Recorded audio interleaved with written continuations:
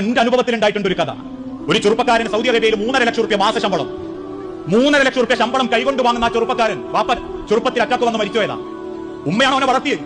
അവസാനം നാട്ടിൽ നിന്ന് ഡോക്ടറെ കാണിക്കാൻ പോയ ഉമ്മാന്റെ ശരീരം പരിശോധിച്ച ഡോക്ടർ ഉമ്മാന്റെ അടുത്ത് നിൽക്കുന്ന അവന്റെ ഭാര്യനോട് നമ്പർ വാങ്ങി ഗൾഫിക്ക് വിളിച്ചിട്ട് പറഞ്ഞു, മോനെ ഉമ്മാന്റെ വയറ്റിൽ ഒരു മുഴയുണ്ട്, അത് ഓപ്പറേഷൻ ചെയ്താൽ പോലും സക്സസ് അല്ല, അതുകൊണ്ട് ഇനി തിരിച്ചു വന്ന് നല്ല നിലക്ക് ഉമ്മാനെ നോക്കിയാൽ എനിക്ക് നോക്കുന്ന അത്ര കാലം കിട്ടും.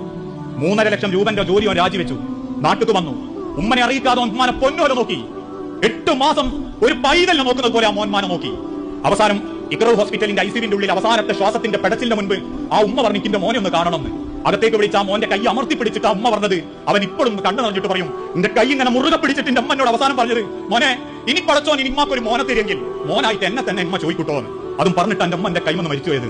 എന്നിട്ടോ പറയുന്ന ഒരു വാക്കുണ്ട്, 3.5 ലക്ഷമല്ല 3.5 കോടി ഉറുപ്പിനേക്കാൾ അവസാനം ജമ്മ പറഞ്ഞ ആ വാക്ക് മതി, എനിക്ക് ഈ ദുനിയാവിൽ ഒന്നും പേടിക്കാണ്ട് ജീവിക്കാൻ മതി.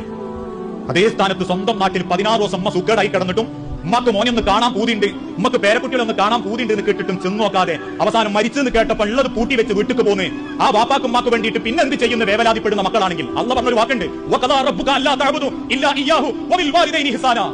ദുനിയാവ് തന്നെ പടച്ചോൻ ആ മക്കൾക്ക് അതിന്റെ സങ്കടം അനുഭവിപ്പിച്ചിട്ട് അള്ളാഹ് തിരിച്ചു വിളിക്കും. അത് മക്കളായി